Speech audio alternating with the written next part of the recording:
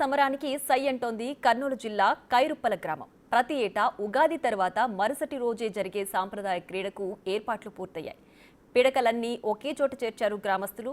వీరభద్రస్వామి ఆలయంలో ప్రత్యేక పూజల అనంతరం ఈ పిడకల సమరం ప్రారంభం కానుంది.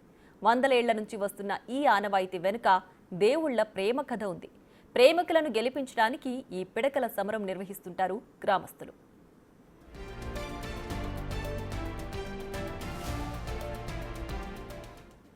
కథలోకెళ్తే త్రేతాయుగంలో వీరభద్రస్వామి కాళికాదేవి ప్రేమికులు. వారి మధ్య ప్రేమ వ్యవహారమే కాస్త గొడవకు దారితీస్తుంది. పెళ్లి విషయంలో వీరభద్రస్వామి కొంత ఆలస్యం చేస్తాడు. ప్రేమించి పెళ్లి చేసుకోకుండా వీరభద్రస్వామి మోసం చేశారని అమ్మవారి భక్తులు స్వామివారిపై కోపం పెంచుకుంటారు. వీరభద్రస్వామిని పేడతో తయారు చేసిన పిడకలతో కొట్టి అవమానించాలని చూస్తారు. విషయం తెలుసుకున్న స్వామి భక్తులు అమ్మవారు ఉండే ఆలయం వైపు వెళ్లొద్దని వేడుకుంటారు. స్వామి భక్తులు చెప్పిన మాటలు వినకుండా అమ్మవారి ఆలయం వైపు వెళతారు. దీంతో కాళికాదేవి భక్తులు వీరభద్రస్వామి వారిపై పిడకలతో దాడి చేస్తారు.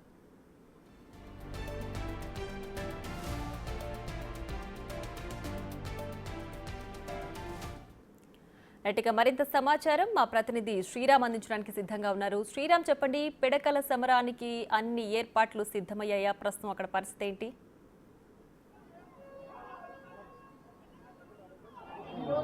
భారతదేశంలో సాంప్రదాయ సంస్కృతులకు నిలయమైనటువంటి కర్నూలు జిల్లా కైరుప్పల గ్రామంలో గతంలో ఏదైతే కృతాయుగంలో ఇక్కడే స్థానికంగా ఉన్నటువంటి వీరభద్ర స్వామికి కాళికామాతకు ఒక ప్రేమ వ్యవహారం ఏదైతే ఉందో ఆ ప్రేమ వ్యవహారంలో భాగంగా గతంలో స్వామి ఈ ప్రాంతంలోనే నడియాడారు. ఈ ప్రాంతంలో గతంలో స్వామివారిని కాళికాదేవిని మోసం చేశారని కాళికాదేవి తమ వర్గం వారికి చెప్పడం జరుగుతుంది.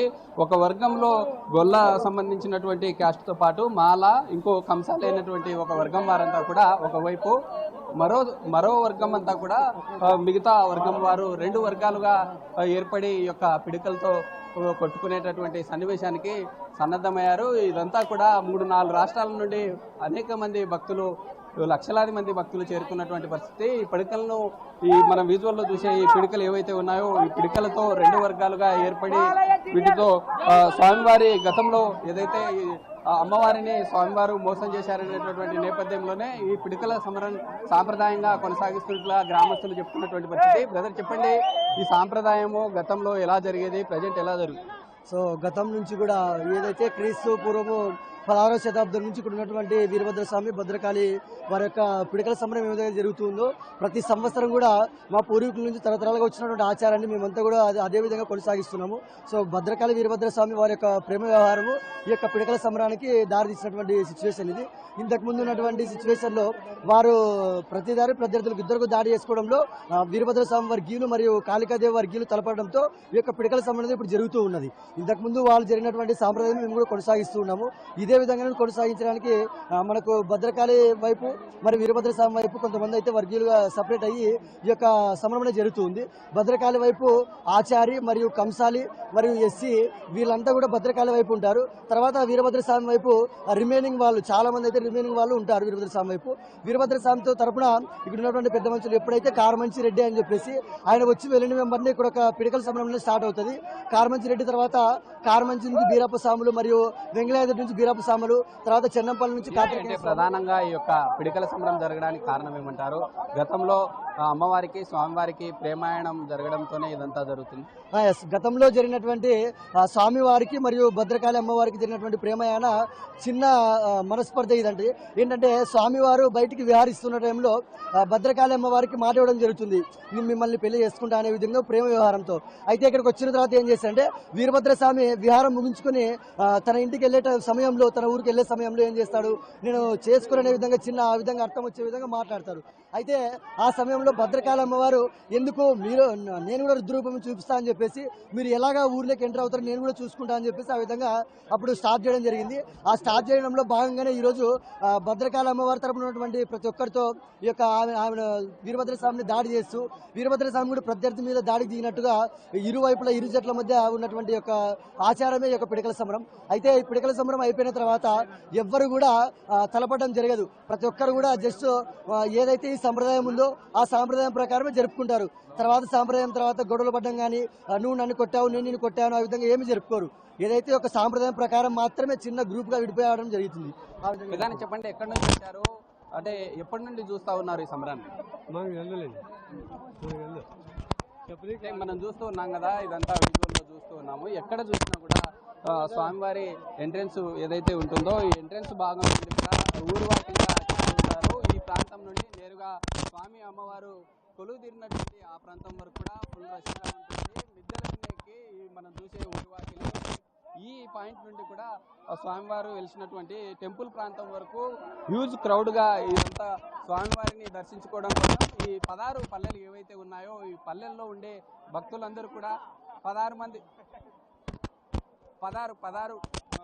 గ్రామాల ప్రజలు ఎవరైతే ఉన్నారో వారంతా కూడా పెద్ద ఎత్తున చేరుకొని స్వామి అమ్మవారిని మొక్కులు చెల్లించుకుంటారు. మనం చూసే విషయంలో ఏదైతే ఉందో ఇదంతా కూడా పిడికలు, పేడ ఏదైతే ఉంటుందో పేడలు గ్రామాల ప్రజలు తయారు చేసుకుంటారు.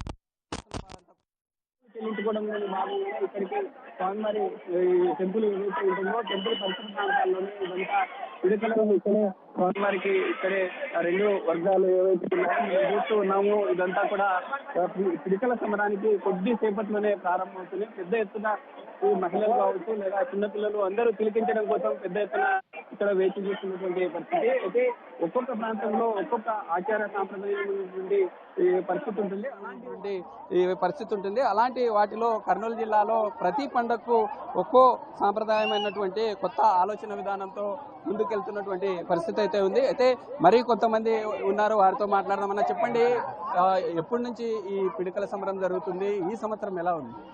ఇది అనాదిగా త్రేతాయుగం కాలం నుంచి ఈ పిడికల సమరం అనేది జరుగుతూ వస్తుంది. మరి ప్రతి సంవత్సరం లాగే ఈ రోజు కూడా, అంటే ఉగాది మరుసటి రోజు ఎప్పుడు ప్రతి సంవత్సరం ఆనవాయితీగా ఇది పిడికల సమరాన్ని జరుపుకుంటాము. ఈ పిడికల సమరానికి మెయిన్ ఉద్దేశం వచ్చేసి ఈ భద్రకాళి దేవి మరి వీరభద్ర స్వాముల యొక్క ప్రేమ వివాహము.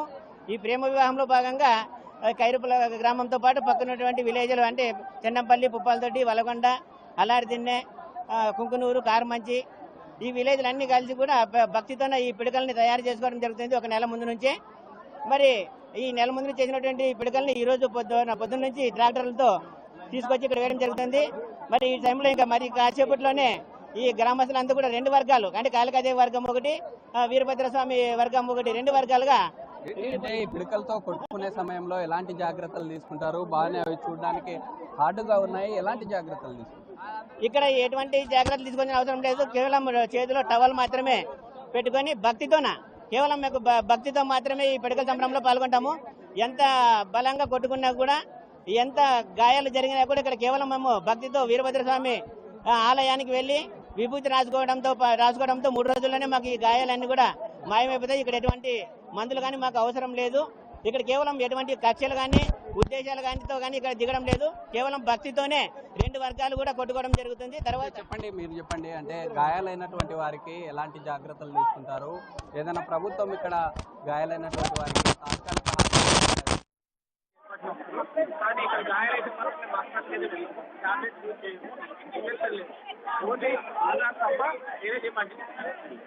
గుడికి వెళ్ళి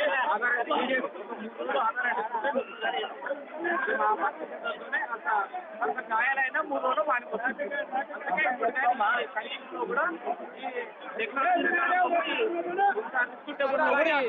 ఇంకా రిస్క్ ఉంటే కూడా అలాగే ఆడుతున్నాం. ఈ స్వామి అమ్మవారి ఉగాది పురస్కరించుకొని ఎలాంటి జాగ్రత్తలు తీసుకుంటారు? ఎలాంటి నిష్ఠతో ఉంటారు ఈ గ్రామస్తులు? ఇది మగవాళ్ళు అయితే 3 రోజులు అమాస్ కంటే 1 రోజు ముందు నుంచి మంచం మీద పడుకోము. అలాగే వారితో కూడా ఉండం. ఎప్పటి నుంచి అమాస 1 రోజు ముందు నుంచి ఈ నుగ్గులాటలో పాల్గొనే వ్యక్తులందరూ ఇదే నియమనిష్టతో ఉంటారు. మనం చూస్తూ ఉన్నాం కదా, ఇదంతా కూడా కొద్దిసేపట్లోనే ఈ పిడికల సమరం ప్రారంభమవుతుంది. ఈ పిడికల సమరంని తిలకించడం కోసం 3 రాష్ట్రాల నుండి భక్తులు పెద్ద ఎత్తున చేరుకున్నటువంటి పరిస్థితి అయితే ఉంది. అయితే గత కొన్ని సంవత్సరాలుగా ఏదైతే